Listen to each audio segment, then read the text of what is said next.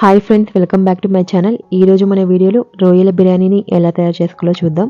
ముందుగా స్టవ్ పైన ఒక పాన్ పెట్టుకుని దాంట్లో ఒక 3 టేబుల్ స్పూన్ ఆయిల్ అయితే వేసుకున్నాను. ఆయిల్ కొంచెం వేడైన తర్వాత ఒక 5-6 ఆనియన్స్ అయితే కట్ చేసి వేసుకున్నానండి.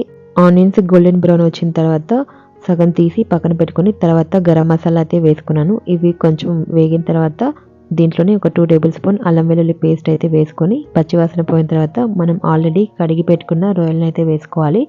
ఇందులోని ఉప్పు పసుపు వేసుకొని ఒక 2 మినిట్స్ అయితే అలా ఉడికించుకోవాలి. అప్పుడు దీంట్లోని నీచు స్మెల్ పోతుంది. ఇందులోని కట్ చేసి పెట్టుకున్న 2-3 పచ్చిమిర్చి, ఒక టమాటా, 2 స్పూన్ల కారం, 2 స్పూన్ల ధనియా పొడి, 2 స్పూన్లు బిర్యానీ మసాలా పౌడర్ వేసుకొని ఒకసారి అయితే బాగా కలుపుకోవాలి. ఇలా కలుపుకొని ఒక 2 మినిట్స్ అయితే బాగా ఉడికించుకోవాలి. ఇందులోని కొంచెం పెరుగు కూడా వేసుకొని ఒకసారి అయితే బాగా ఉడికించుకోవాలి.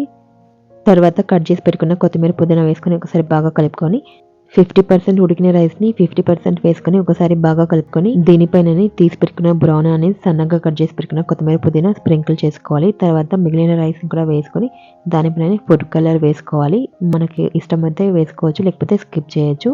తర్వాత చివరిగా సన్నగా కట్ చేసి పెట్టుకున్న కొత్తిమీర పుదీనా బ్రౌన్ అనేది వేసుకొని పైన నెయ్యి కూడా వేసుకొని దీన్నైతే ఒక 10 మినిట్స్ దమ్ పెట్టుకుంటే వేడి వేడి రొయ్యల బిర్యానీ అయితే రెడీ అయిపోతుందండి. చాలా టేస్టీగా ఉంటుంది. తినే కొద్దీ తినాలనిపిస్తుంది, అంత టేస్టీగా ఉంటుంది. మీరు ట్రై చేయండి. Thank you.